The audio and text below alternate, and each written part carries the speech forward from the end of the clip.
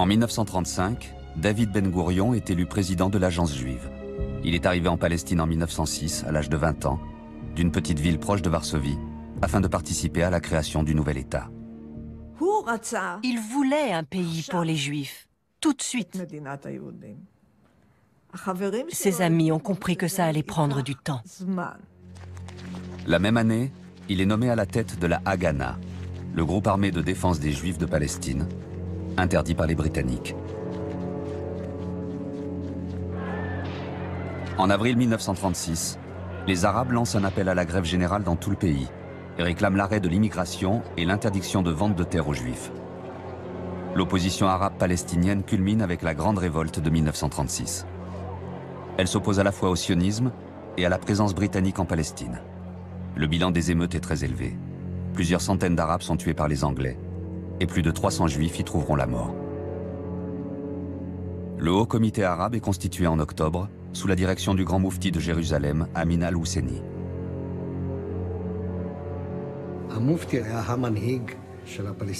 Le moufti a été le dirigeant du peuple palestinien.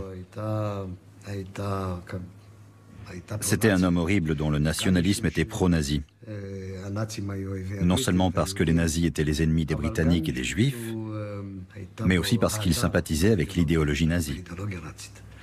C'est un aveuglement absolu, cette folie du moufti de Jérusalem qui va se jeter dans les bras de Hitler à Berlin. Le moufti s'est rendu à Berlin et a tenté de créer des sections SS, de SS musulmans. Il voulait former une unité conjointe avec l'armée allemande pour venir en Palestine, combattre et tuer des Juifs. Le moufti n'avait pas vraiment d'importance en Allemagne. Hitler se fichait pas mal du moufti, mais il s'est lié avec Eichmann.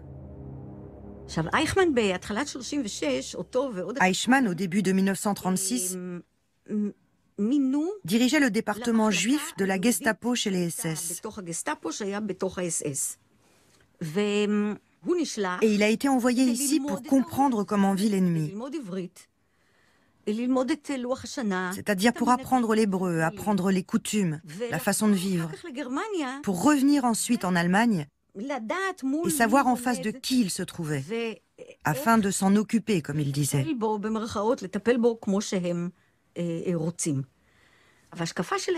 Leur obsession était de comprendre ce qu'était vraiment un juif. Il y a eu plusieurs réunions entre Eichmann et le moufti. Eichmann l'a raconté et le moufti l'a écrit dans ses mémoires. Ils avaient un but commun, se débarrasser des Juifs. Nous avons payé très très longtemps après le prix de cette déviation folle du moufti de Jérusalem.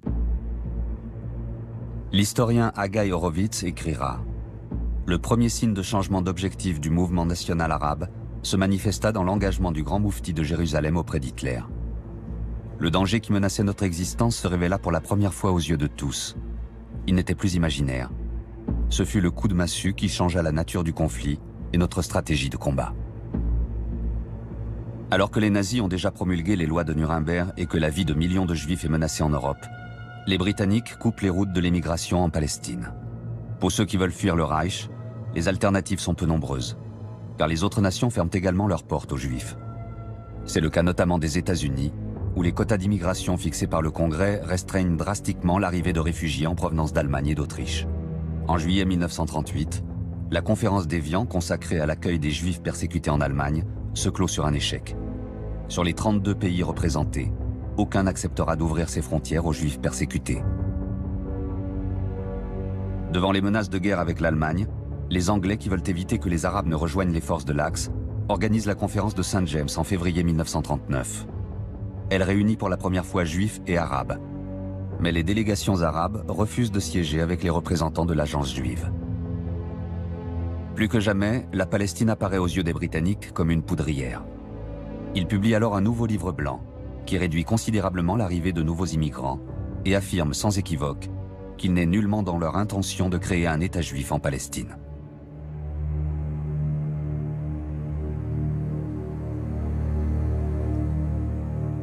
Adolf Hitler vient d'envahir la Pologne. C'est le début de la Seconde Guerre mondiale. La Palestine vit sous la menace d'une percée des forces allemandes dirigées par Rommel, présente sur le continent africain. Ben Gourion déclare « Nous aiderons les Britanniques dans la guerre comme s'il n'y avait pas de livre blanc contre nous. Et nous lutterons contre le livre blanc comme s'il n'y avait pas la guerre. » Après accord entre l'état-major de la Haganah et celui de l'armée britannique, il est décidé de la création d'une force composée de juifs enrôlés au sein de l'armée britannique et qui aura pour mission de combattre les forces nazies. Mon père était un enfant qui parlait 4 langues et avait une conscience politique très développée. Sa mère est morte peu après l'invasion nazie en 1939. Il a alors convaincu son père qu'il n'y avait pas d'autre endroit pour les Juifs, à part Israël. Pendant 4 mois, ils ont voyagé à bord d'un bateau rempli de voyageurs clandestins.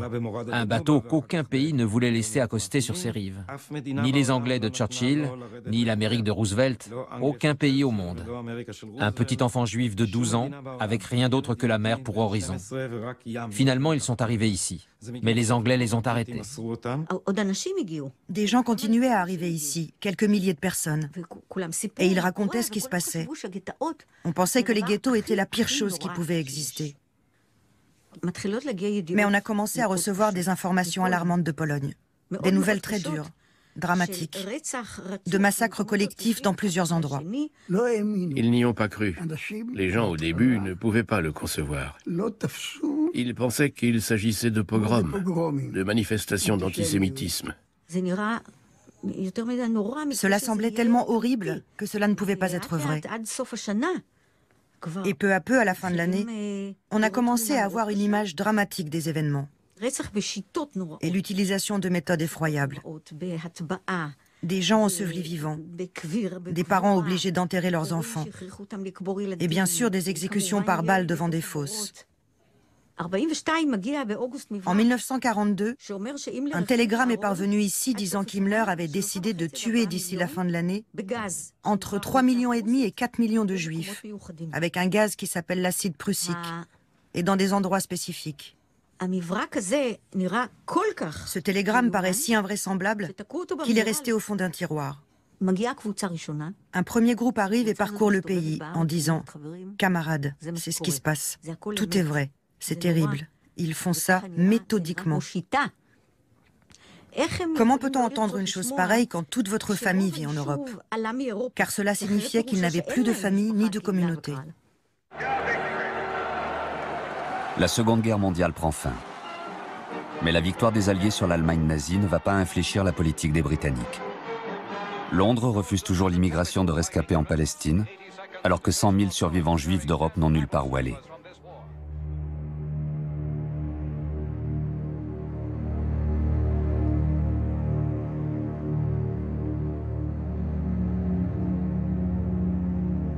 Un tiers de la population juive mondiale a été assassinée dans les chambres à gaz et les camps nazis.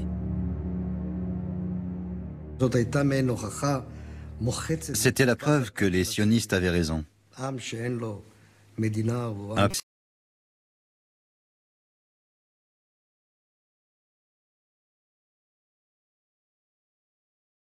petit parce que les rescapés de la Shoah n'avaient pas où aller.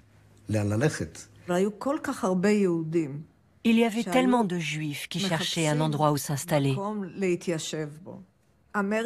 Les portes des États-Unis étaient fermées. L'Amérique avait verrouillé son entrée.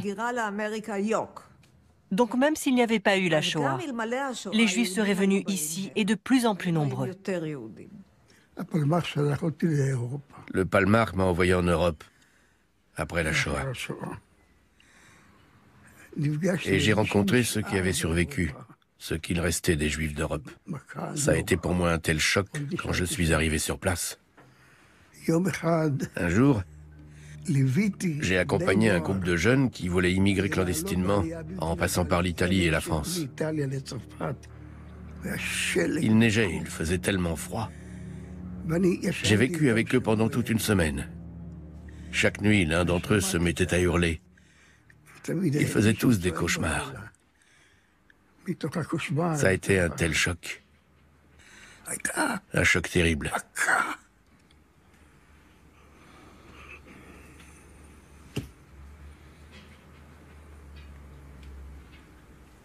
Ça m'a marqué à vie. Après la guerre, de nombreux survivants étaient désemparés, déboussolés. Une grande partie d'entre eux, à cause de cette souffrance et l'impression d'être restés seuls au monde. Les gens étaient tellement traumatisés qu'ils ne pouvaient plus parler ou raconter ce qui s'était passé. La plupart avaient perdu toute leur famille. Quand on rencontrait une famille qui avait ses grands-parents, on se demandait comment est-ce possible? Ça ressemblait aux histoires que l'on lisait dans les livres. Ça ne pouvait pas exister. Je suis né en septembre 1946, dans un camp pour réfugiés juifs, en Autriche, près de Linz. Les 2 premières années de ma vie, je les ai passées enfermé dans ces camps. J'y ai grandi.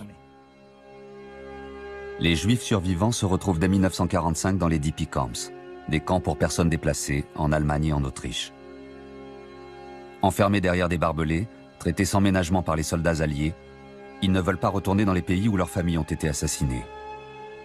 Un haut fonctionnaire américain rapporte au président Truman « La situation est telle que nous traitons les Juifs comme les nazis les traitaient, sauf que nous ne les exterminons pas. » La guerre était terminée, mais la Shoah, elle, ne l'était pas.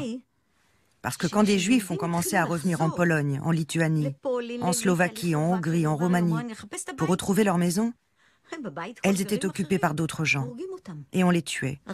Rien qu'en Pologne, on a massacré plus de 2000 Juifs entre 1945 et 1946. On cite toujours le pogrom de Kielce, mais c'était juste un pogrom parmi tant d'autres.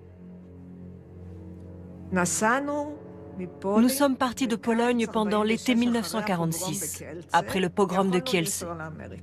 On aurait pu partir aux États-Unis, mais ma mère avait dit qu'après la Shoah, il fallait aller à l'endroit où vivaient les Juifs. Nous sommes arrivés à bord d'un bateau grec, sans autorisation des Anglais. On nous avait donné des faux papiers. Et le jour même de notre arrivée, il y avait le couvre-feu. Et ma mère m'a dit « Mon Dieu, où est-ce qu'on est arrivé? C'est quoi cet endroit ?» L'opération Igloo va permettre aux Britanniques de déporter à Chypre les Juifs qui tentent d'atteindre la Palestine. Déportation que dans leurs notes internes, ils appellent par pudeur le transbordement et le déplacement, afin de ne pas évoquer les déportations.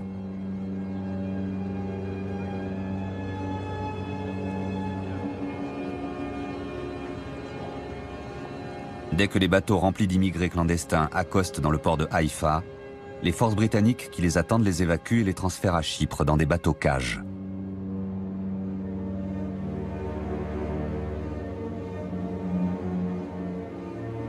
Plus de 50 000 Juifs vont transiter dans ces camps entourés de barbelés et gardés par des militaires armés.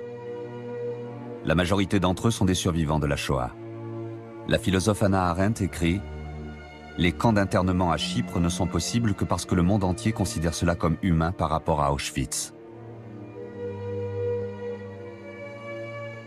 La Grande-Bretagne, si on regarde bien toutes les décisions, quand ils se mettent à bloquer l'immigration juive, etc., c'est pas qu'il y a eu un changement fondamental politique, c'est qu'ils savent qu'ils sont en train d'être délogés. En juin 1946, les Anglais déclenchent l'opération Agatha. Lors d'une perquisition, ils ont trouvé des documents confirmant que l'agence juive approuve les opérations de sabotage. Ils décident de frapper un grand coup. 2700 personnes sont arrêtées. C'est un coup très dur pour les sionistes. Un mois plus tard, des hommes du Lehi, un groupe paramilitaire juif, font exploser l'hôtel King David, le quartier général britannique, provoquant la mort de 91 personnes. Paradoxalement, cet attentat condamné dans le monde entier va précipiter les événements et jouer en faveur de la cause sioniste. Les Britanniques comprennent qu'ils ne pourront bientôt plus faire face à des organisations juives de mieux en mieux organisées. Le Royaume-Uni finit par opter pour la voie du retrait. Peu à peu, l'atmosphère d'hostilité a augmenté jusqu'en 1947, où la situation s'est complètement dégradée. À la demande des Britanniques, l'ONU nomme en avril 1947 une commission d'enquête internationale. Le rapport final recommande la création d'un État juif et d'un État arabe. Surprise par cette décision, la Grande-Bretagne refuse cette proposition de partage et déclare qu'elle abandonnera son mandat dans un délai de 6 mois. Il n'y a aucun doute que la Shoah avait influencé une grande partie des membres des Nations Unies, Et que la mission de l'ONU, qui est venue ici et qui a vu les camps de réfugiés des Juifs en Europe, en a conclu qu'après ce qui s'était passé, il fallait donner un pays aux Juifs. Ce que la direction palestinienne n'a pas vu en 1948, c'est que l'Holocauste avait eu lieu et que la terre entière était convaincue qu'il fallait une réparation aux victimes et que la réparation fondamentale aux victimes était l'émergence d'un État juif, que c'était la seule réponse adéquate à la barbarie nazie. Alors que se déroulent les travaux de cette commission, le Mossad va tenter de forcer les Britanniques à ouvrir les portes de la Palestine aux Juifs. Il affrète un vieux bateau nommé pour la circonstance Exodus 1947. Chargé de 4500 immigrants juifs issus d'Europe centrale, il arrive en juillet au large de Haïfa. La plupart des passagers ont survécu au camp de la mort nazie. Plutôt que de croupir dans les camps pour personnes déplacées, ils ont préféré rejoindre des filières clandestines de transit vers la Palestine. Mais alors qu'ils s'imaginent pouvoir enfin fouler du pied la terre promise, la Royal Navy arraisonne l'embarcation. Dans la cohue, 3 passagers sont tués et une centaine d'autres sont blessés. Il y a eu des affrontements terribles pendant tout le trajet. Et de Haïfa, ils nous ont expulsés et renvoyés en France, puis à Hambourg. Cette histoire bouleverse l'opinion mondiale. Les Britanniques doivent à présent composer avec une opinion internationale plutôt favorable à un règlement le plus pacifique possible du problème juif. À l'ONU, les délégations s'apprêtent à voter pour décider de l'avenir de la Palestine. David Ben Gourion écoute à la radio les premiers résultats du vote. À ses côtés, Eleanor Roosevelt, la veuve du président. C'est elle qui a pesé sur la décision d'engager les États-Unis dans la Seconde Guerre mondiale. Et elle a joué un rôle déterminant dans la création de l'Organisation des Nations Unies. La France demeure muette sur ses intentions. Mais Léon Blum, très touché par le télégramme de Chaim Weizmann, a promis d'user de toute son influence.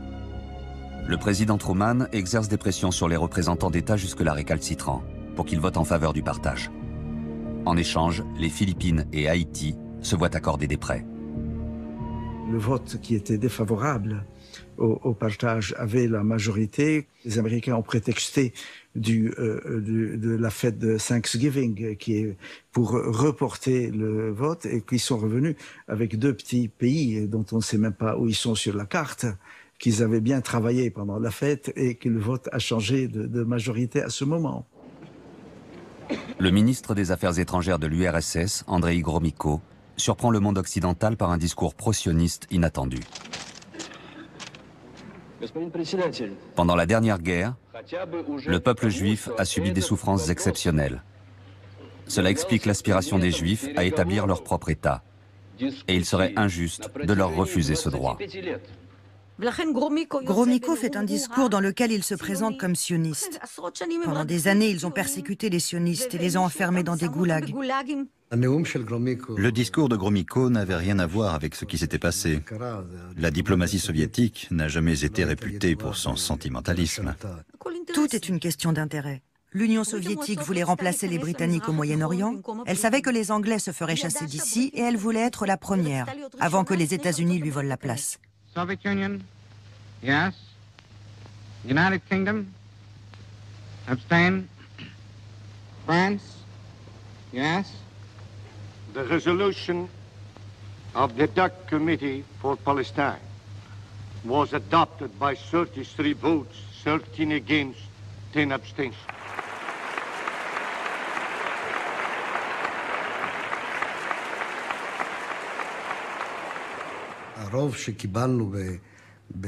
La majorité que nous avons obtenue lors de la décision du partage en novembre 1947, nous n'aurions jamais pu l'obtenir. Et même comme ça n'a pas été simple de l'obtenir. On dit que la décision a eu lieu à cause de la mauvaise conscience des Occidentaux vis-à-vis de la Shoah. Excusez-moi, mais où était votre conscience avant cela? Tout à coup, ils ont des états d'âme?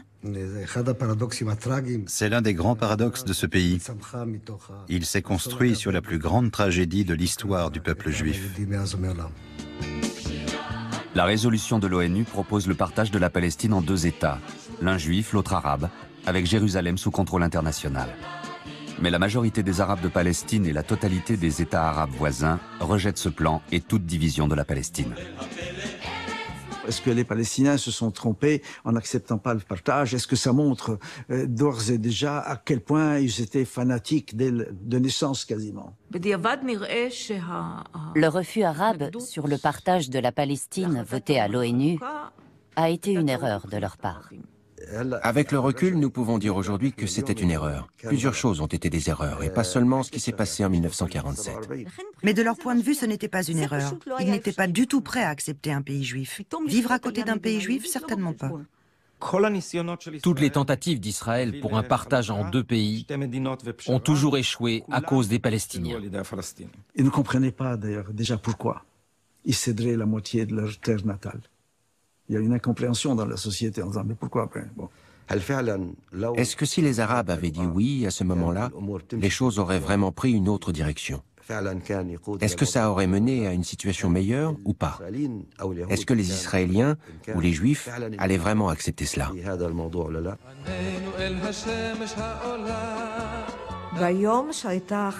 Le jour de la déclaration de l'ONU, j'étais très jeune et je dormais déjà. Ma mère est venue me réveiller afin que je me souvienne du jour de la création de l'État. Elle m'a dit, on a donné un pays aux Juifs. David Ben Gourion ne cache pas son inquiétude à Shimon Peres, responsable des achats d'armes. Aujourd'hui, le peuple danse, mais dès demain, le sang va couler. Je pensais qu'il exagérait, mais les fêtes se sont terminées et le sang a effectivement commencé à couler. Mon père me disait que le jour où le vote a été connu, annoncé, ils étaient convaincus que la guerre allait suivre. Israël est né dans la guerre. Les gens ont dansé toute la nuit du 29 novembre. Et les derniers danseurs ont croisé au petit matin les premiers tués. On nous a dit, revenez vite à Tel Aviv. Il y a déjà des morts aux alentours de Ramleh. Il y a une première guerre en 1948 qui commence avec le partage. Il y a une guerre entre la Haganah et les Palestiniens, qui est une guerre, la première guerre en fait israélo-palestinienne. Ce qui s'est passé, c'est que les Palestiniens n'ont pas accepté cette décision et ont commencé la guerre. Les Arabes se lancent dans des actions terroristes. Des bombes explosent dans les villes et des mines sont déposées le long des routes. À Jérusalem, un triple attentat à la voiture piégée, visant le siège du journal The Palestine Post, le marché de la rue Ben Yehuda et les bureaux de l'agence juive, fait une centaine de morts juifs. À Haïfa, des membres de l'Irgun, l'organisation militaire née d'une scission avec la Haganah, lancent 2 bombes dans une foule d'ouvriers arabes d'une raffinerie, tuant 6 d'entre eux. La foule en colère tue en représailles 39 juifs, avant que les soldats britanniques ne rétablissent le calme. Le plan Dalet est mis au point en mars 1948. Il charge la Haganah du maintien de l'ordre et l'autorise à procéder à l'expulsion de Palestiniens. Ben Gourion pensait le mettre en œuvre aux alentours du 15 mai, avec le départ des Britanniques. Mais étant donné les réalités militaires sur le terrain, la Haganah passe à l'offensive et applique le plan dès avril. La Haganah a tout fait pour faire pression sur eux, pour leur faire peur, pour qu'ils s'en aillent. À l'aide de tirs pendant la nuit, de passages de véhicules militaires pour les terroriser. Il y a tout le temps eu cette question de faire vider les lieux pour y installer des remplaçants. Donc il y a une pratique déjà qui est une politique très claire. Nous avons également tous les plans opérationnels des unités militaires de l'armée juive qui était la Haganah à l'époque et qui toutes visaient à vider le terrain. Quand mes parents sont arrivés, on leur a proposé un logement vide à Jérusalem, une maison de réfugiés palestiniens. Mais ils ont refusé. Ça leur a paru bizarre. Ils se disaient, nous-mêmes sommes des réfugiés. Comment vivrions-nous dans une maison qui appartient à des réfugiés? Il y a eu quelques massacres qui ont bien fait comprendre aux gens que s'ils ne partaient pas, c'était la mort. Mais que s'ils partaient, ils auraient la vie sauve. N'oubliez pas qu'en mars 48, il y a Der Yassin qui va déclencher la panique. Der Yassin est un petit village arabe de 600 habitants, situé à 5 km de Jérusalem. L'endroit n'est pas stratégique et ne fait pas partie des villages à prendre. Néanmoins, malgré les réticences du responsable de la Haganah, l'Irgun et le Lehi, les 2 groupes paramilitaires, attaquent le village le 9 avril au matin. Mais l'opération est mal préparée, et les Palestiniens leur opposent une résistance qui surprend les assaillants, qui comptent rapidement 5 morts, dont plusieurs officiers. Les hommes de l'Irgun et du Lehi prennent alors les habitations une par une et font sauter plusieurs maisons à l'explosif. Après le massacre, on dénombrera près de 200 victimes.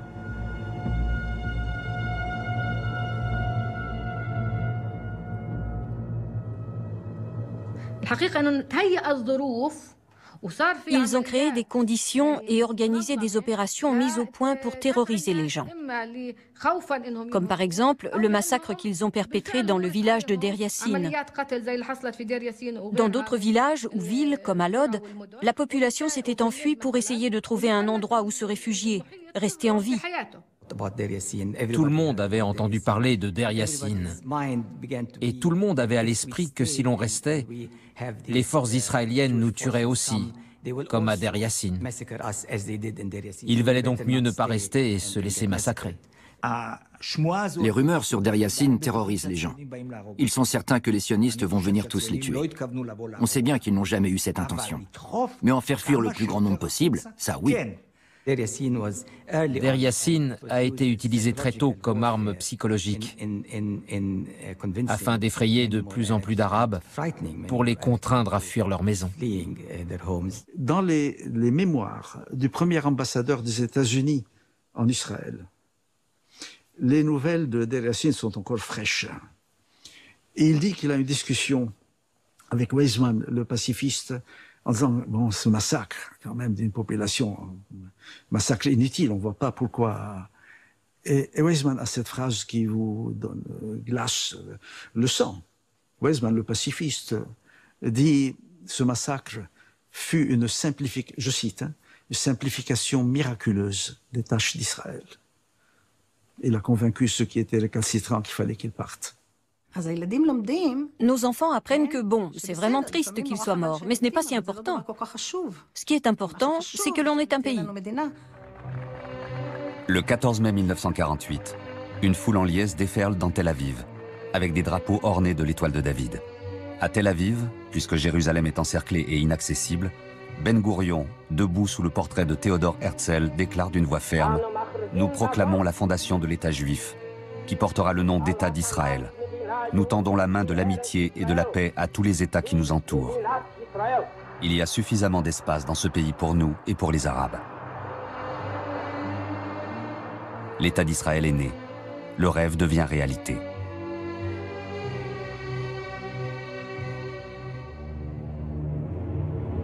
Mais le Haut Comité arabe déclare aussitôt « Les Arabes font la déclaration solennelle devant Dieu et devant l'histoire qui ne se soumettront jamais à une quelconque puissance venue en Palestine pour imposer une partition. »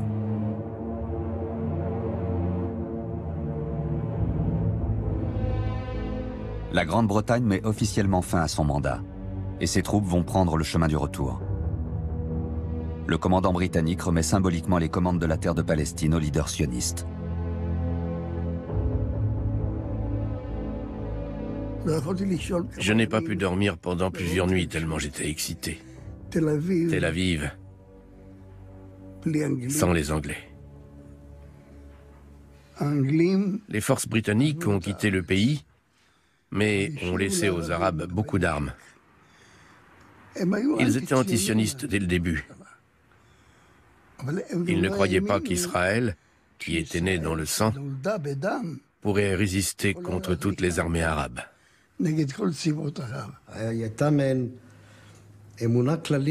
La plupart des diplomates et des dirigeants du monde entier, et même certains des dirigeants sionistes,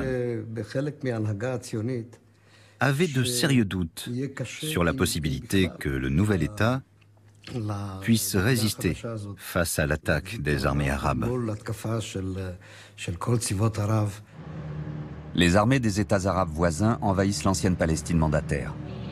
La première guerre israélo-arabe a commencé. Des avions égyptiens bombardent Tel Aviv.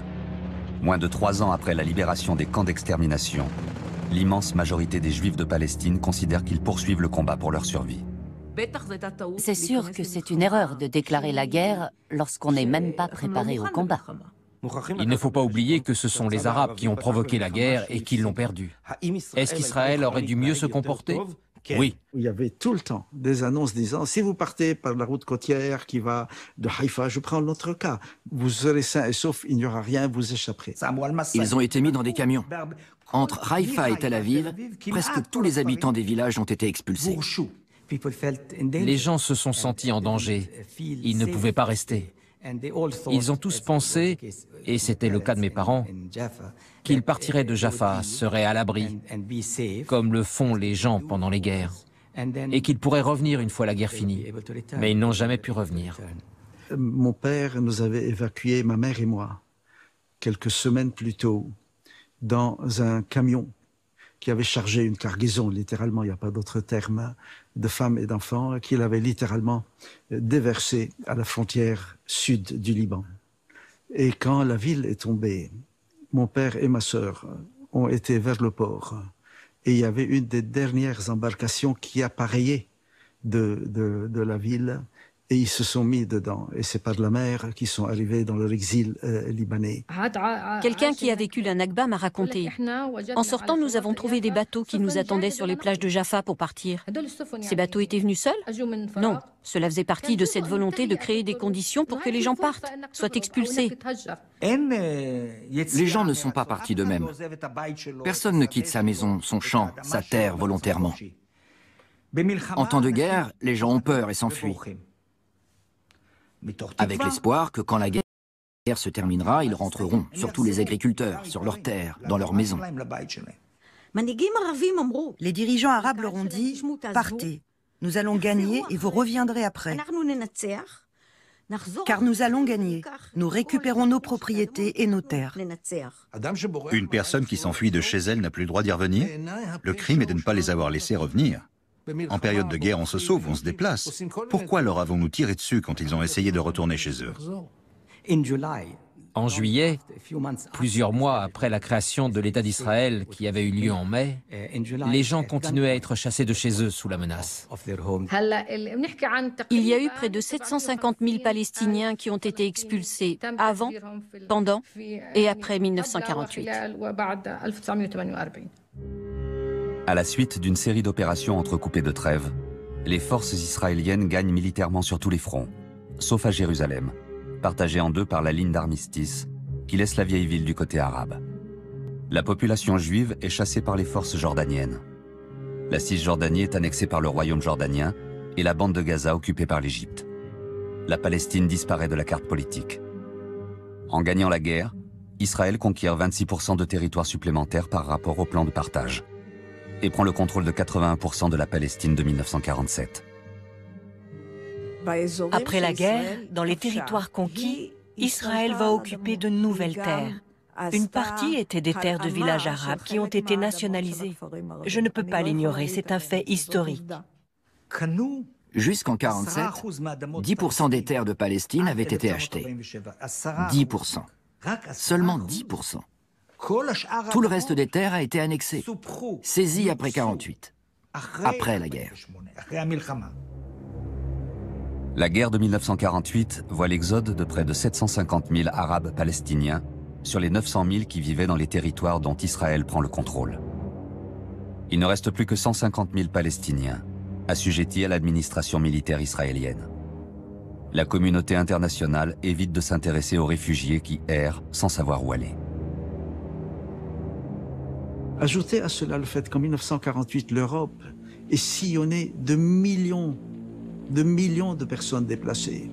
Alors, bon, déplacer 800 000 Palestiniens, hein, des autochtones, comme on disait à l'époque. Quel problème? على هذه الأرض ما يستحق الحياة رائحة الخبز في الفجر تعويذة امرأة للرجال غيم يقلد سربا من الكائنات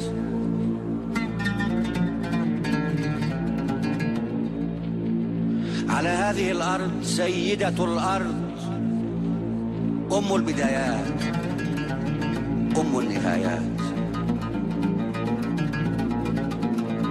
كانت تسمى فلسطين صارت تسمى فلسطين فلسطين.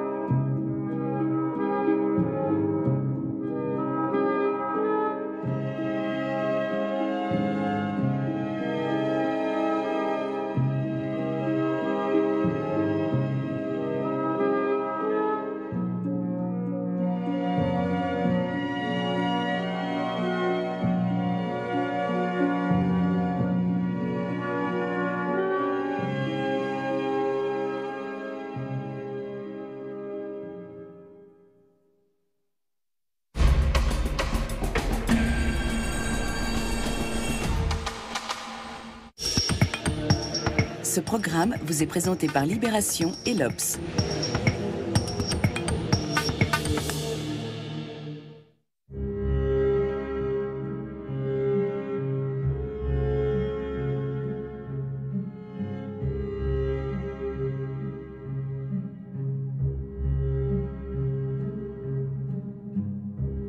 Dès la création de l'État d'Israël, les lois britanniques destinées à restreindre l'immigration sont abolies, ouvrant grandes les portes à tous les Juifs.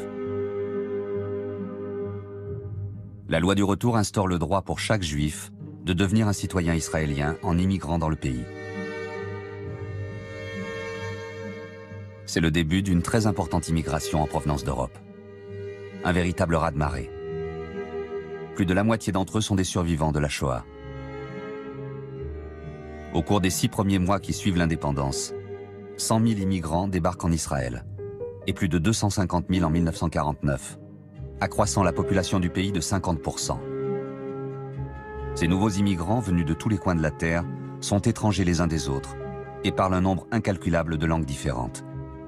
La priorité est de les intégrer.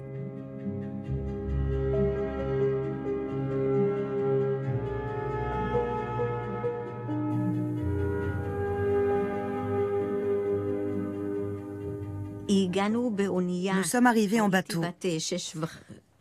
J'avais un peu plus de 6 ans. Nous venions de Buenos Aires, où je suis née, en Argentine.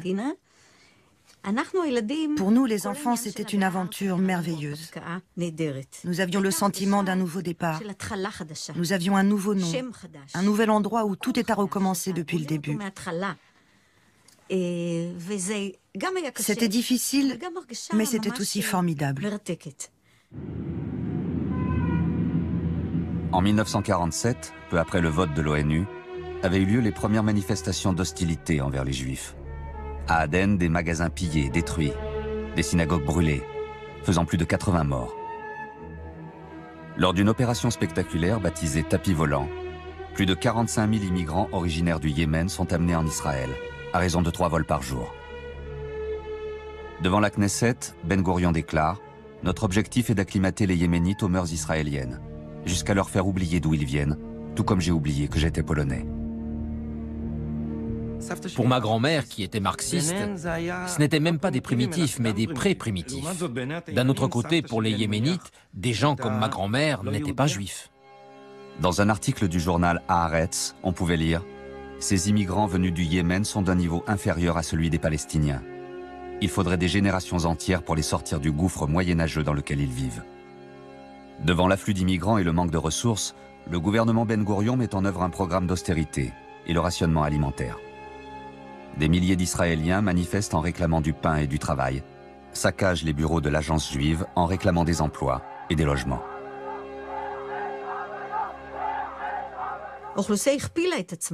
La population avait doublé, mais pas les moyens. On vivait avec des tickets de rationnement. Il n'y avait pratiquement plus de nourriture. Et fin 1951, il ne restait plus rien. C'est l'argent des réparations allemandes qui allait nous sauver. Ben Gourion comprend qu'il a besoin des réparations d'Allemagne.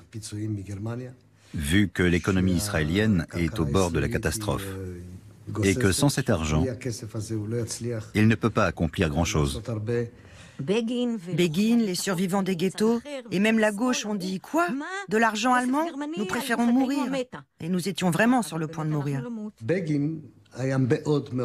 Begin était opposé à cette démarche, qu'il a perçue comme le prix du sang, de l'argent sale, de l'argent qu'on échange contre le sang des Juifs.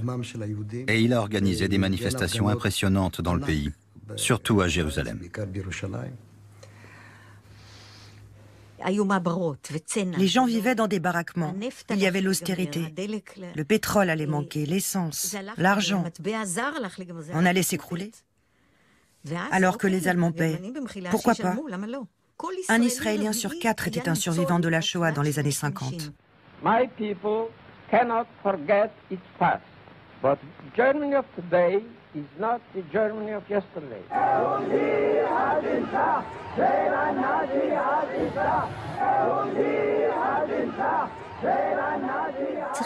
Il faut comprendre la psychose dans laquelle les gens se trouvaient après la guerre. La haine terrible qu'ils avaient envers les Allemands et qui a continué en Israël.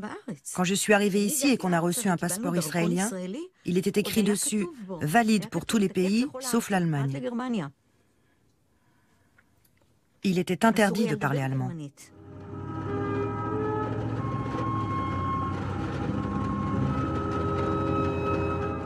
Dans les années qui suivent, la situation des Juifs des pays arabes et musulmans s'aggrave à la suite d'émeutes et de politiques ouvertement antisémites. Le président de l'exécutif de l'agence juive déclare « Nous devons faire venir ici tous les Juifs séfarades pour les sauver, mais également parce que nous avons absolument besoin d'eux pour construire le pays. » L'essentiel des membres de la communauté juive du monde arabe, soit plus de 850 000 personnes, fuient ces pays. Parmi eux, 600 000 immigrants d'Israël. Ben Gurion voulait faire venir ici tous les Juifs. Ils lui ont dit « Écoutez, notre économie va s'effondrer, on ne peut pas. On ne peut pas multiplier notre population en 3 ans. » Mais il ne voulait rien entendre. Il a ordonné d'amener ici tous les Juifs. 830 000 Juifs avaient été expulsés des pays arabes. D'Égypte, d'Irak, du Yémen, d'Afrique du Nord. Ils sont arrivés sans rien, directement dans des baraquements pour réfugiés. Les premières vagues d'immigration séfarade amènent en Israël des gens qui rencontrent d'insurmontables difficultés pour s'y intégrer. Certains immigrants d'Afrique du Nord ne savent ni lire ni écrire dans quelque langue que ce soit. C'est un bouleversement total de leur mode de vie. L'arrivée des Juifs qui ont été chassés des pays arabes et qui se sont retrouvés ici, sionistes pour la plupart, a déclenché la panique. Car il y avait ici une population qui était de culture européenne. Israël entreprend de transférer les immigrants dans des fermes collectives. Des témoins se souviennent d'immigrants refusant de descendre des camions et qu'on avait fait glisser de force en inclinant la plateforme des véhicules. La plupart d'entre eux ne connaissaient rien à l'agriculture et n'avaient reçu aucune formation préalable. Un journal écrit « À l'intérieur des camps de transit, on est confronté à une masse confuse de gens de tous âges et de tous horizons, désorientés, désemparés, chargés de paniers, de bébés, de hordes d'enfants. »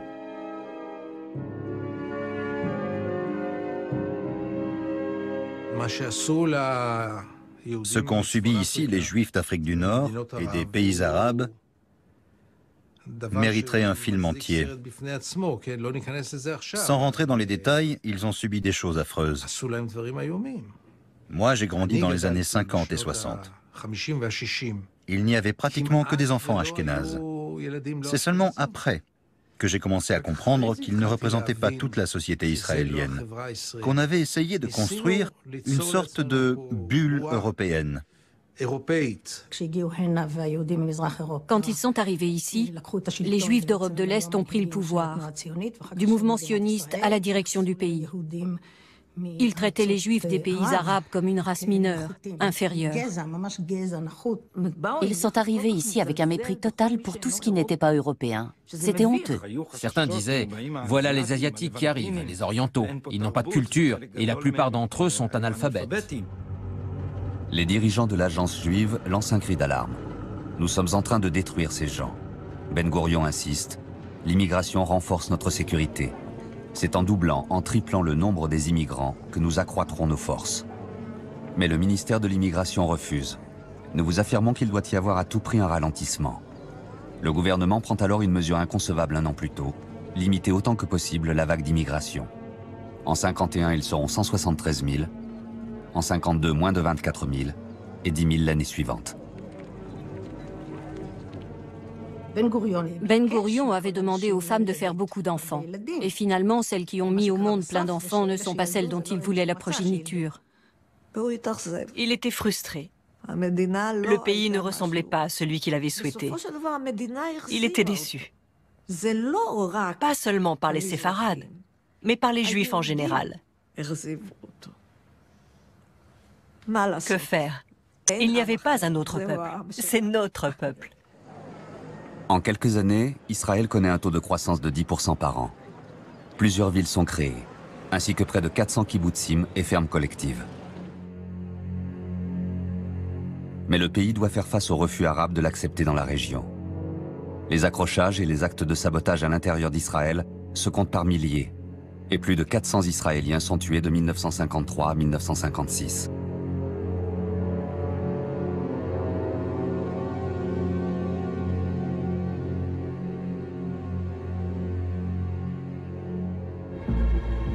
En Égypte, la monarchie du roi Farouk est renversée et le lieutenant-colonel Gamal Abdel Nasser prend le pouvoir. Nasser, quand il était soldat, avait été fait prisonnier ici. Il avait créé des liens d'amitié avec un des officiers israéliens et la question palestinienne ne l'intéressait pas particulièrement.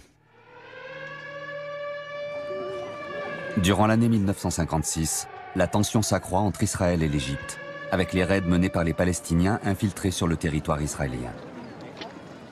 Ce harcèlement permanent et la montée en puissance de Nasser, qui nationalise le canal de Suez en juillet et le ferme aux navires israéliens, vont déboucher sur la campagne du Sinaï et la crise de Suez. La France, le Royaume-Uni et Israël concluent un accord secret pour prendre le contrôle du canal et renverser Nasser. Le 29 octobre 1956, l'invasion israélienne du Sinaï est suivie par le débarquement des forces britanniques et françaises à Port Saïd.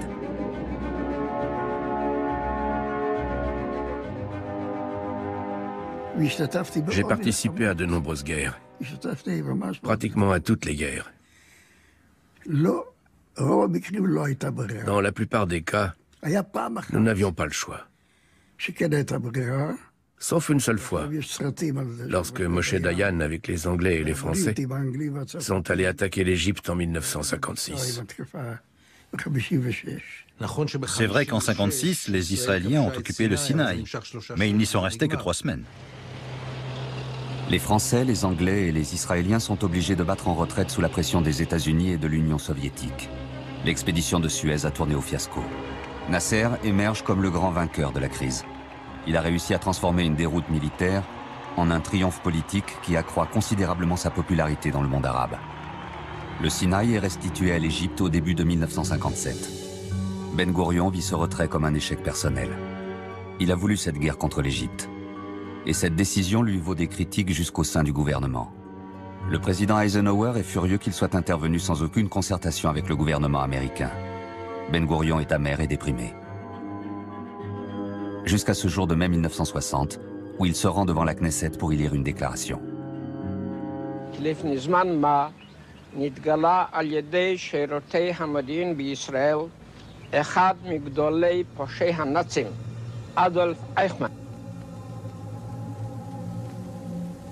Adolf Eichmann, capturé en Argentine, va être jugé à Jérusalem pour sa participation à la solution finale. C'est la première fois qu'un haut responsable nazi comparaît devant ceux qu'il voulait exterminer. Durant les 11 mois qui s'étaient écoulés entre sa capture et l'ouverture du procès, Ben Gourion avait tout mis en œuvre pour en faire le Nuremberg du peuple juif.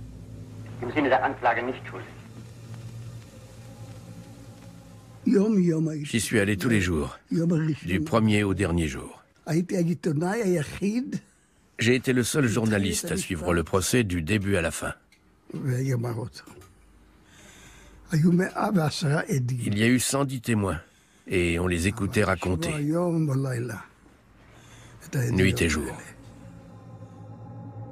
Le procès Eichmann, qui durera près d'1 an, aura été une thérapie collective pour les Israéliens, surtout les plus jeunes. Les jeunes Israéliens qui étaient nés ici ne connaissaient pas ce passé. Ils savaient si peu de choses. Cela a pris du temps. Il a fallu attendre les années 60. En juin 63, sa dernière mission accomplie, et après avoir été Premier ministre pendant 14 ans, David Ben Gourion se retire de la vie politique et désigne son successeur, Lévi Eshkol. Puis il retourne dans son kibboutz de Sde-Boker, dans le désert du Negev.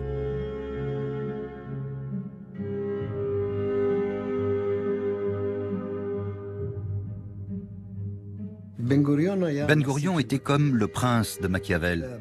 C'était ça, Ben Gourion. Sans lui, la création de l'État d'Israël n'aurait pas eu lieu. Et nous, le peuple palestinien, avons payé très cher, avec notre sang, cette opération qui a abouti à la création de l'État d'Israël. Les Israéliens pensaient qu'avec le temps, les Palestiniens oublieraient la Palestine et iraient vivre ailleurs. Que les générations passant, ils ne se souviendraient pas de la Palestine et perdraient leur attachement à leur pays. Mais ils se trompaient. Ben Gourion avait dit que d'ici une dizaine, voire une vingtaine d'années, ils oublieraient même qu'ils ont été un peuple. Il n'a pas réussi, heureusement. Dieu merci. Parce que le peuple palestinien a prouvé que ses liens avec sa terre et son histoire sont toujours restés très forts. Ben Gourion a commis beaucoup d'erreurs, bien sûr. Il pensait à l'époque qu'avec le temps, les Palestiniens finiraient par oublier. Ils n'ont pas oublié, et on ne les laisse pas oublier. Si une grande partie de ceux qui ont quitté cet endroit n'ont pas trouvé leur place ailleurs, c'est aussi parce que les pays qui les ont accueillis ne leur ont pas permis de s'y faire une place. Ils ne les ont pas intégrés. Ils les ont mis dans des camps de réfugiés. Les Palestiniens sont les seuls dont le statut de réfugié se transmet d'une génération à l'autre. Ils leur ont refusé toute forme d'intégration, pour des raisons qui leur sont propres, mais aussi pour garder éternellement vivace la question palestinienne. C'était bien sûr une arme diplomatique et morale contre l'État d'Israël. Comme excuse à leur impuissance, les régimes arabes n'ont fait que multiplier les beaux discours promettant la libération de la Palestine. En mai 1964, un congrès réunissant les représentants palestiniens Gamal Abdel Nasser et le roi Hussein de Jordanie se tient dans la partie arabe de Jérusalem. La question palestinienne prend alors du poids, car c'est autour de cette question que le monde arabe peut s'unifier. Et la question palestinienne devient centrale. Le congrès s'est tenu au Mont des Oliviers. C'était le premier congrès. Mon père y était, et beaucoup d'autres Palestiniens. Et évidemment, Ahmed Choukairi y était aussi. Nasser va imposer le Palestinien Ahmed Choukairi comme premier président de l'OLP, l'Organisation de libération de la Palestine. Le moyen d'action envisagé par l'OLP est la lutte armée. Notre exode n'avait pas été une simple défaite. C'était une tentative de démolir toute existence palestinienne. Et quand vous tentez de démolir quelqu'un, que vous le mettez dos au mur, il se défend. C'est le début du terrorisme palestinien. Des Fedayines se livrent à une vague d'attentats qui vont miner le moral de la société israélienne, d'autant plus que le pays traverse une crise économique sans précédent. De nombreux Israéliens quittent le pays. Un plaisantin a accroché à l'intérieur de l'aéroport de Tel Aviv un panneau qui annonce que le dernier Israélien à quitter le pays éteigne les lumières. En 65, il y a eu une grande récession en Israël. J'étais encore enfant à l'époque. La situation économique était catastrophique. Le chômage en hausse. Il n'y avait plus d'argent. On vivait très modestement. Vraiment. Depuis les hauteurs du Golan syrien, des attaques à l'artillerie lourde ont lieu régulièrement contre les localités israéliennes du nord de la Galilée. Le Premier ministre Lévi Eshkol vient sur place pour tenter de rassurer la population. En avril 1967, 7 MiG-21 syriens sont abattus par les Israéliens. Le monde arabe ne pouvait pas rester sans rien faire. L'escalade vers le conflit se produit au cours du mois de mai 1967, lorsque Nasser ordonne à son armée de réoccuper le Sinaï, zone démilitarisée depuis 10 ans, et exige le départ de la force internationale de l'ONU qui y est déployée. En imposant la fermeture du détroit de Tiran, entre le golfe d'Aqaba et la mer Rouge, l'Égypte bloque la voie d'accès au port israélien d'Elat. Pour Israël, c'est un casus belli qui ne peut que conduire à la guerre. Nasser s'est fait piéger, mais royalement piégé. Et il a pensé qu'il pouvait en parler sans la faire. Et à partir du moment où il a commencé à en parler, un mécanisme s'est mis en branle et il s'est retrouvé dedans. Il ne pensait pas qu'il allait devoir la faire. Ils l'ont bien roulé à Nasser. D'ailleurs, il s'en est rendu compte après. La veille de la guerre des 6 jours, il y a eu 3 semaines que l'on a appelées les semaines de l'attente. Et on a attendu. Nasser a fermé les points de passage, tous, sans exception. Et il a déclaré qu'il allait nous envahir et occuper le pays.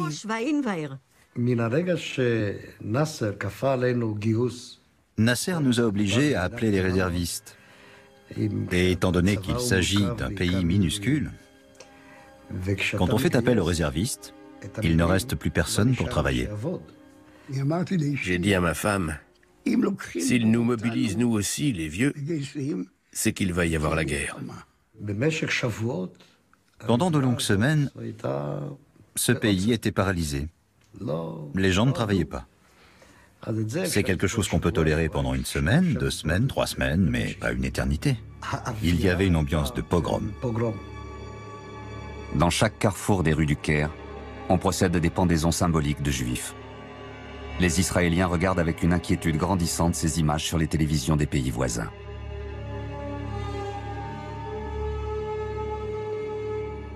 Je me rappelle que ma mère isolait les fenêtres avec un ruban adhésif, parce qu'on allait nous bombarder d'un instant à l'autre. On avait le sentiment d'être en grand danger. Vraiment. On pensait qu'il y aurait des centaines et des centaines de blessés et de tués. Et dans les hôpitaux, des lits étaient préparés. Des volontaires creusent des trous dans les terrains de football et dans les squares, pour les milliers de victimes israéliennes qui devront y être enterrées après la guerre.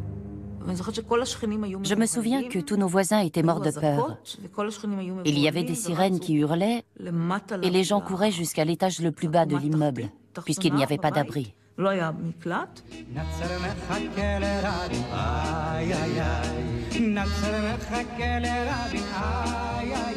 Les deux pays se livrent à une guerre par chansons interposées. Du côté israélien, Nasser veut en découdre avec Rabin.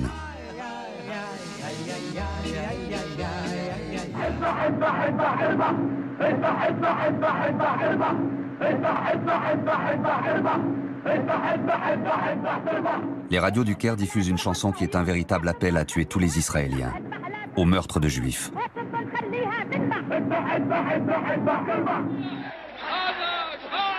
Le mot d'ordre d'Ahmed Choukeri, le leader palestinien, « Tous les Juifs à la mer », est plus modéré. Choukeri était un porte-voix de Nasser. Choukeri n'était pas... D'ailleurs, il a été, comme vous le savez, il a été éjecté du mouvement palestinien. La télévision égyptienne diffuse des images de fiction de ce que sera la prochaine guerre.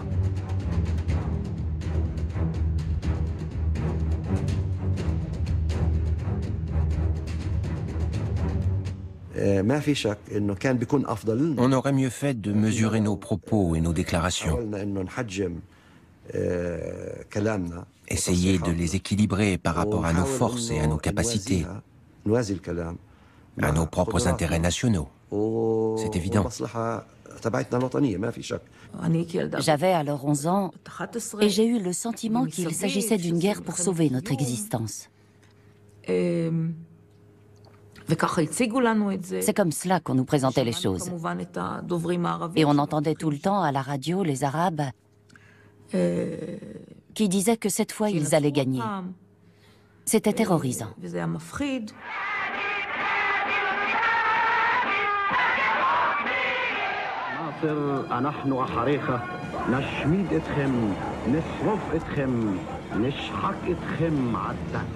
On entend plusieurs fois à la radio et à la télévision les mots « exterminer Israël ».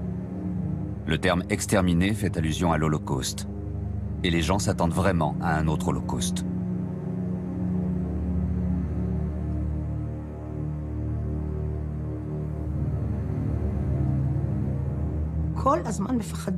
On a tout le temps peur qu'on nous jette à la mer, qu'on nous déteste, qu'on nous extermine. Donc on vit la Shoah quotidiennement, comme si ça allait se produire dans très peu de temps. Le pays était si étroit et si petit qu'à la veille de la guerre des 6 jours, on a vraiment pensé que ça pouvait arriver. Vous savez comment on appelait les frontières d'Israël? Les frontières d'Auschwitz. Il y avait une vraie angoisse qui nous envahisse, avec l'aide des Syriens et des Jordaniens, et qu'Israël cesse d'exister. En Israël, une angoisse difficile à décrire est montée. On s'est dit, nous allons disparaître. Et les officiers de l'armée se sont tournés vers Eshkol et lui ont dit, qu'est-ce que vous attendez? Le Premier ministre Lévi Eshkol prévient le général Rabin, héros de la guerre israélo-arabe de 1948. Nous ne pouvons pas commencer la guerre sans feu vert de l'Amérique. Eshkol doit également affronter son ministre de la Défense, le général Moshe Dayan. Dayan a combattu dans les rangs de la Haganah depuis l'âge de 14 ans, a occupé les plus hautes fonctions pendant la guerre de 48, jusqu'à celle de chef d'état-major de l'armée pendant la guerre de Suez. Rabin s'isole avec Dayan et Menachem Begin, le leader de l'opposition, avant d'annoncer à Lévi Eshkol que le pays n'a pas le choix. Il faut attaquer sans attendre pour ne pas être balayé. Mis en minorité, Eshkol, qui a peu d'expérience militaire, se laisse convaincre et va finir par céder à Dayan. Dès que Dayan a rejoint le gouvernement, avec en plus des gens comme Begin, le leader de l'opposition, c'était la première fois qu'une telle chose avait lieu, il était clair qu'on allait vers la guerre.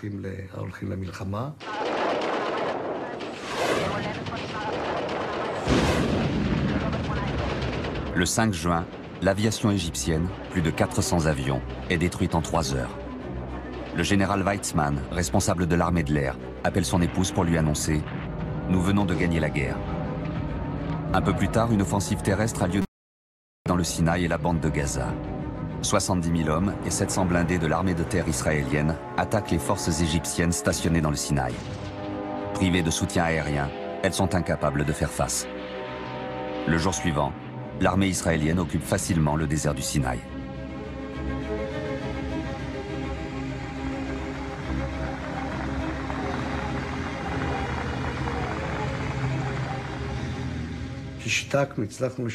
Le fait que l'on ait paralysé l'armée de l'air égyptienne dès les premières heures a déterminé l'issue de la guerre. Il y a eu tout d'abord une euphorie liée au soulagement d'être restés en vie. Nous sommes toujours là. Ils ne nous ont pas tués.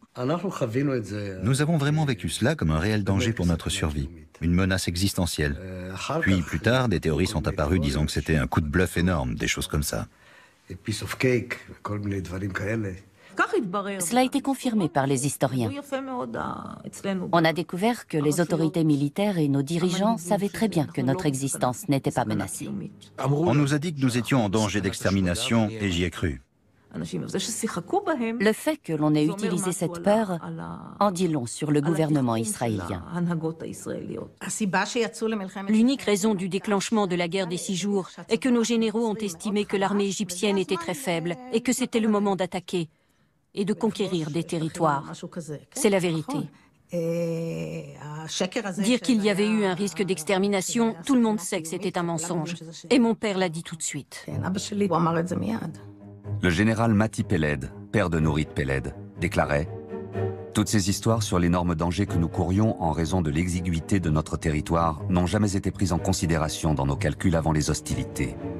Prétendre que les forces égyptiennes massées à la frontière étaient en mesure de menacer l'existence d'Israël constitue une injure à l'intelligence et une injure à notre armée. » Il faudra attendre 4 ans pour entendre d'autres vérités sur le déclenchement de la guerre des 6 jours. Mordechai Bentov, ministre du Travail. Toute cette histoire sur le danger d'extermination a été inventée dans chaque détail et exagérée a posteriori pour justifier l'annexion de nouveaux territoires arabes. Le général Weizmann. Il n'y a jamais eu de danger d'extermination. Cette hypothèse n'a jamais été envisagée avant la guerre des 6 jours. Menachem Begin. Nasser n'allait vraiment pas nous attaquer. Nous devons être honnêtes avec nous-mêmes. Nous avons décidé de l'attaquer. Moshe Dayan. L'idée que la Syrie menaçait Israël avant la guerre de 67 n'est qu'une plaisanterie.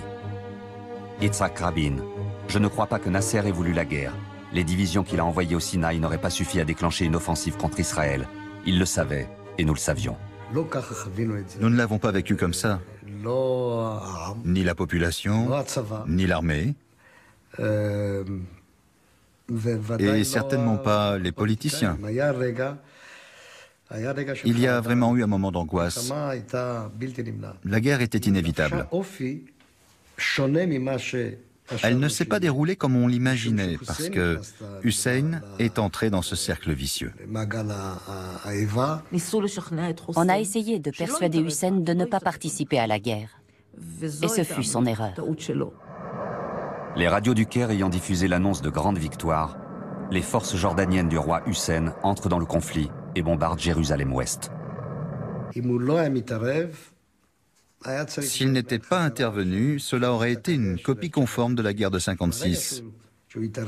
Dès qu'il est intervenu, c'est devenu une guerre globale avec tous nos voisins. Et le résultat a été la conquête de territoires. Il n'était pas dans l'intérêt d'Israël d'occuper la Cisjordanie à cause de sa nombreuse population, et encore moins Jérusalem. Mais les chefs militaires déclarent qu'il est possible de prendre Jérusalem-Est, et qu'en 1948, on avait fait l'erreur de ne pas garder la vieille ville.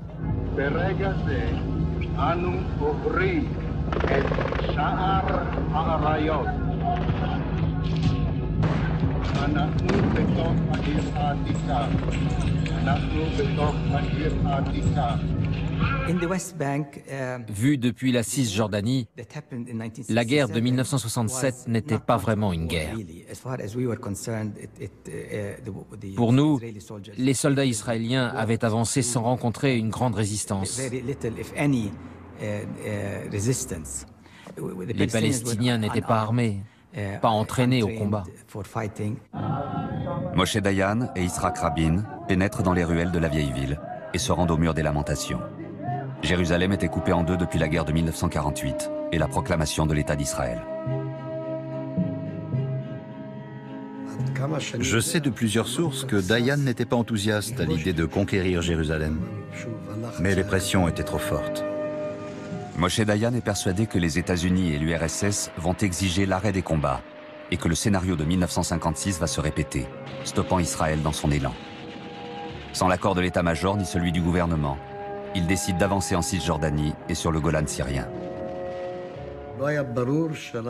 On n'avait pas prévu de prendre le plateau du Golan.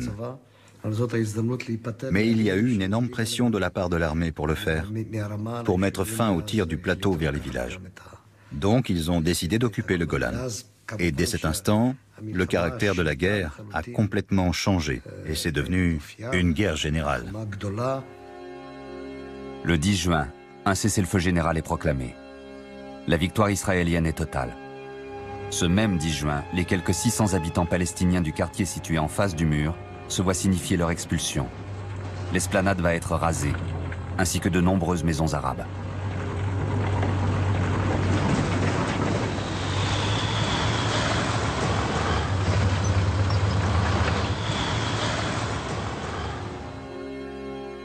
Le 18 juin, Israël annexe 71 km² à l'est de la ville, avant d'y étendre sa législation.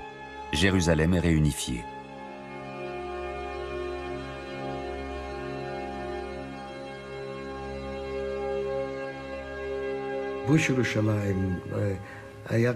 La conquête de Jérusalem n'était pas nécessaire pour se défendre. C'était une conquête romantique. Et le romantisme en politique est quelque chose de dangereux.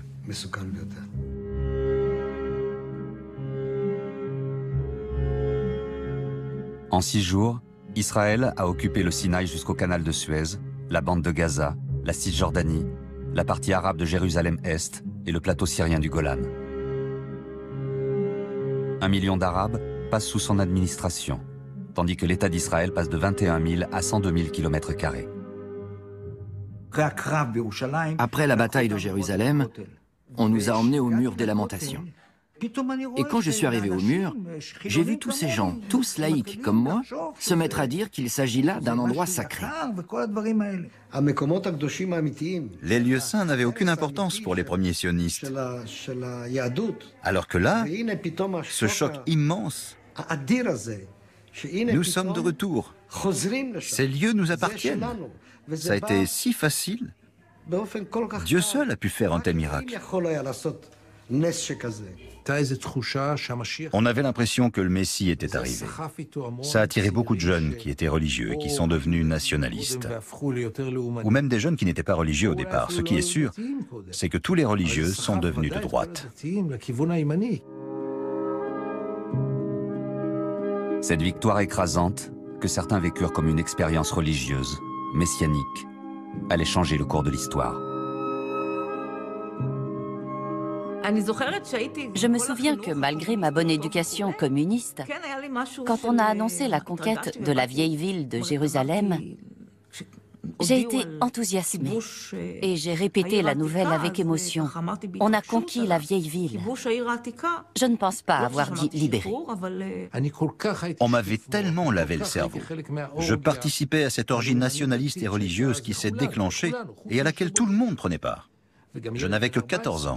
J'avais l'impression qu'on retournait enfin chez nous et qu'on avait libéré nos territoires. Et le plus dramatique dans tout ça, c'est que je ne me souviens pas avoir vu un seul arabe. En 1967, il y a eu une nouvelle vague de réfugiés, cette fois-ci de la Cisjordanie vers la Jordanie. Les réfugiés de 67 s'ajoutant aux réfugiés de 48. 150 000 personnes sont parties.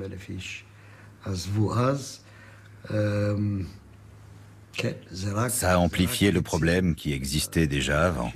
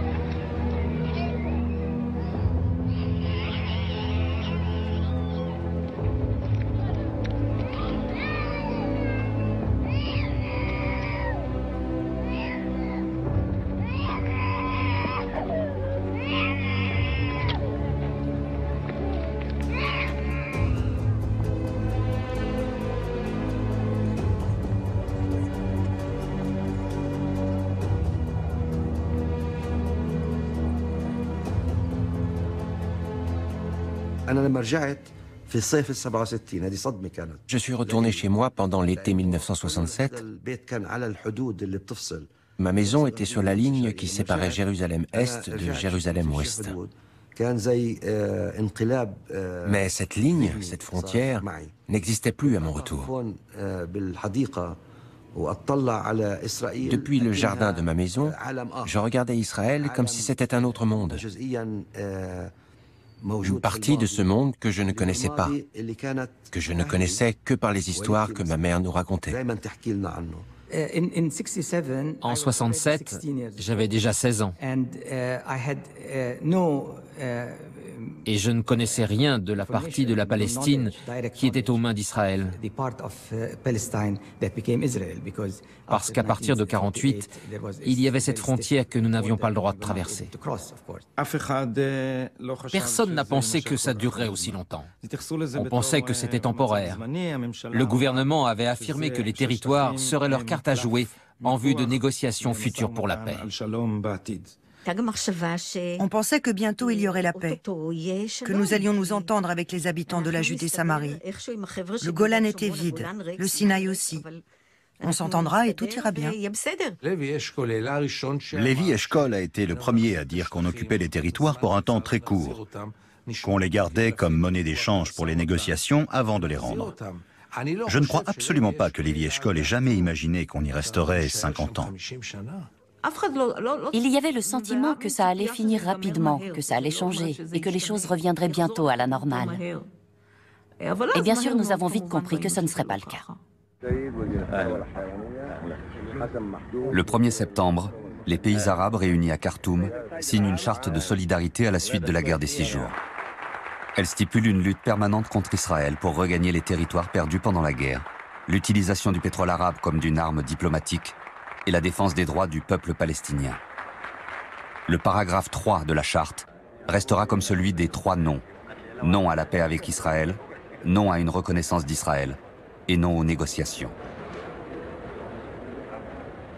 La situation a stagné parce qu'il n'y avait pas de partenaire arabe pour négocier. Sinon, il se peut que la situation se serait réglée assez rapidement. La résistance à l'occupation n'a pas commencé tout de suite. Au début, les Palestiniens étaient traumatisés, sous le choc, paralysés. Ils sont restés là sans savoir quoi faire. Puis nous avons eu l'idée d'une occupation éclairée, libérale, comme si une telle chose pouvait exister. Inventons ce concept d'occupation libérale et on verra bien ce qui va se passer. Après 67, a fleuri ici un sionisme messianique, dont les racines étaient religieuses, et dont le but n'était pas la liberté ni l'indépendance du peuple d'Israël, mais un retour du peuple juif sur les traces de son passé biblique. Cette nouvelle génération proclamait « Nous sommes les nouveaux pionniers ». Mais leur motivation était complètement différente de celle des premiers pionniers qui n'étaient pas religieux. Mais les vieux sionistes étaient fatigués et regardaient cette nouvelle société d'un regard inquiet, mais un peu satisfait quand même. C'est la nouvelle génération. Ça a laissé un vide, dans lequel un petit groupe de colons, minoritaire mais très dynamique, s'est fait une place et a essayé de forcer Israël à rester dans les territoires et à les annexer. C'est pendant cette phase transitoire qu'apparaissent les premiers colons. Quelques dizaines de militants nationalistes religieux exaltés, pour qui la victoire et surtout la libération du mur des lamentations est un miracle annonçant la venue du Messie. En mars 1968, emmenés par le rabbin Moshe Levinger, ils créent leur première colonie près de Hébron. Ça a commencé comme ça. Shimon Peres était complice de la première vague de colonisation. Étant donné que dans le Parti travailliste, il y avait un courant qui était plutôt extrémiste. Il est évident qu'il fallait dire dès le début, il n'en est pas question, nous ne sommes pas venus ici pour ça. Nous n'avons pas le droit. La loi internationale l'interdit. Il y a des règles strictes. Soudain, en 67, nous sommes devenus une société occupante, colonialiste. Ça transforme une société. On ne se comporte plus de la même manière. C'est à ce moment-là qu'Israël a vraiment changé. Le programme national était d'obtenir la paix avec les Arabes, de s'intégrer dans la région, d'obtenir enfin la paix. Israël avant 67 et après 67, ce sont deux sociétés différentes, deux pays différents. Je dirais même deux populations différentes. Le 4 février 1969, Yasser Arafat devient président de l'OLP. La charte nationale palestinienne, adoptée au Caire, est considérée par les Israéliens comme une véritable déclaration de guerre, car elle définit le but de l'organisation, l'anéantissement de l'État d'Israël par la lutte armée. 2 semaines plus tard, le Premier ministre Lévi Eshkol meurt, terrassé par une crise cardiaque. C'est Golda Meir qui le remplace au poste de Premier ministre. Connue pour sa fermeté et son intransigeance, elle a été ministre des Affaires étrangères de Ben Gourion, qui disait d'elle « C'est le seul homme de mon gouvernement ». Golda Meir a dit beaucoup de bêtises, par exemple que les Palestiniens n'ont jamais été un peuple.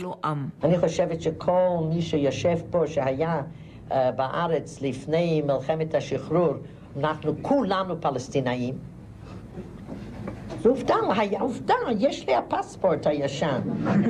ואינני יודעת מה קרה לפלסטינאים האלה מגדה המערבית עד 5 ביוני, או יותר נכון, עד 11 ביוני.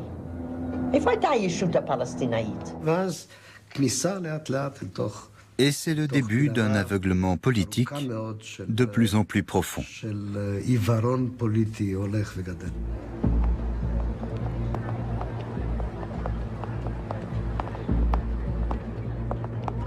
C'est au début des années 1970 que les forces d'occupation commencent à expulser les Palestiniens de leurs terres et à construire des colonies. Désormais, Israël administre directement et militairement les territoires occupés. Tous les services sont gérés par des militaires. Santé, éducation, agriculture, travail.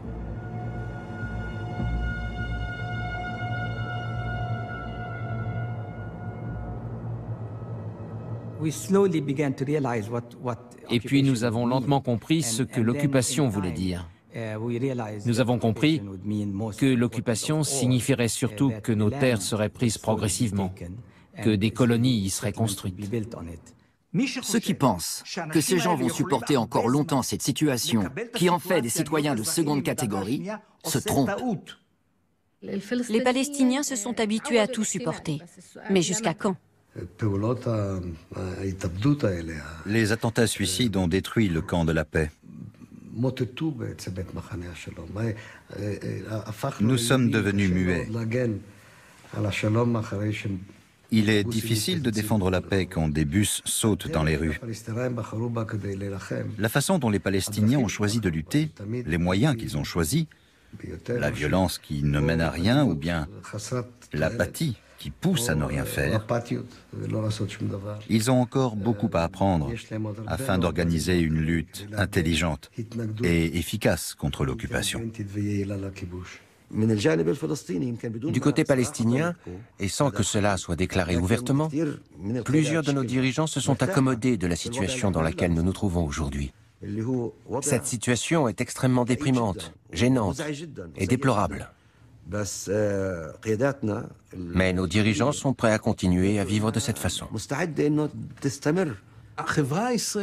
Les Israéliens pensent que si on ne parle pas de l'occupation, elle n'existe pas. C'est à une demi-heure de chez nous. Et malgré cela, la plupart des Israéliens n'y sont jamais allés, ne sont pas intéressés par ce qui s'y passe. C'est extrêmement difficile de faire bouger les choses, de lever ce voile que les Israéliens ont mis sur tout ce qui concerne l'occupation.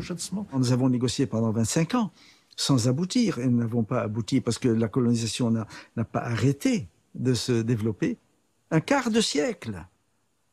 Et regardez les résultats. Tout ce que font les Israéliens, c'est du camouflage. Mais oui, nous allons discuter, nous allons signer, serrer des mains. Tout ça pour qu'on ne remarque pas que les bulldozers continuent à travailler. Il n'y a aucune politique pour arrêter la colonisation. Selon les statistiques israéliennes, la population des colonies juives en Cisjordanie a continué à augmenter, environ 4% par an, et s'élève désormais à près de 400 000 personnes. On ne peut pas parler de 400 000 et ne pas prendre en compte les 300 000 colons juifs de Jérusalem. Je suis désolé, mais c'est aussi une occupation. L'occupation de Jérusalem-Est est une occupation comme une autre. Il y a 700 000 colons. Et il n'y a pas et il n'y aura pas de chef de gouvernement qui décidera de l'évacuation de 700 000 colons. C'est la raison pour laquelle des gens comme moi ne croient plus en une solution à 2 États. La solution de 2 États, dans le sens classique du terme, ne se réalisera jamais, à moins d'un miracle. Ce n'est pas seulement Elias Sambar ou moi qui disons cela. Tous ceux qui observent la situation le voient. Pendant des années, nous avons, moi le premier, tenu le discours ou posé la question, Israël veut-il la paix? Et au fur et à mesure des rencontres, des échanges, j'ai commencé à comprendre, à me poser une autre question qui est, Israël peut-il la paix? Je ne crois pas qu'il soit impossible de faire la paix. Je crains qu'on ne le veuille pas et que plus le temps passe, plus ce sera compliqué. Jusqu'au moment où les gens diront en haussant les épaules, on n'en a plus besoin. Moi j'ai rejoint la résistance, j'avais 20 ans, j'en ai 70. Si je ne pensais pas que ce problème aurait une solution, pourquoi je perdrais ma vie à me cogner la tête contre le mur? Il n'y a pas de conflit éternel. Même si celui-là commence à prendre des allures d'éternité, il a plus d'un siècle. À Jérusalem-Est, d'où je viens, aucun de nous n'a de citoyenneté. Nous n'avons pas de passeport. Nous, les Palestiniens, nous sommes citoyens de nulle part. Je n'ai pas de pays, je ne suis pas israélien, je ne suis pas jordanien, je ne suis pas égyptien, je ne suis pas tunisien, je ne suis pas français, je ne suis pas italien. Je ne suis rien. Est-ce que je reviendrai un jour en Palestine? Non, c'est trop tard. Pour ma génération, c'est trop tard. Ma Palestine n'existe plus. Nous avons eu le sentiment qu'on nous avait effacés, puisqu'on disait que ça n'avait jamais existé. Nous avons été mis à la porte, nous avons été jetés aux frontières. Et cela, ce qui est arrivé est arrivé. Personne ne pourra l'effacer, c'est arrivé. Est-ce que la sagesse et la modération vaincront le fanatisme et la stupidité? Je ne sais pas. L'historien, d'après Hegel, est le prophète du passé.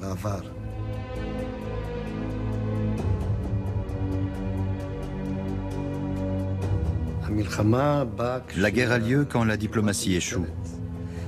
Alors c'est le temps des armes. J'ai toujours vu les guerres d'Israël comme une guerre sans fin, avec des pauses.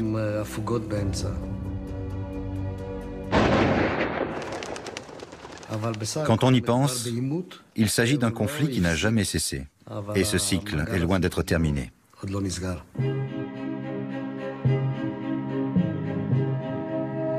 Théodore Herzl, se sachant malade, avait laissé une lettre à ses successeurs où il écrivait « Ne faites pas d'erreur quand je serai mort ». Il mourut en 1904 à l'âge de 44 ans. Herzl avait demandé à être enterré en Palestine, quand le peuple juif y aurait fondé un État indépendant. 45 ans plus tard, le 17 août 1949, il est inhumé au mont Herzl, à Jérusalem, ainsi que ses parents et sa sœur Pauline. Mais pas sa fille cadette, Trude Norman, morte dans le camp de concentration de Theresienstadt.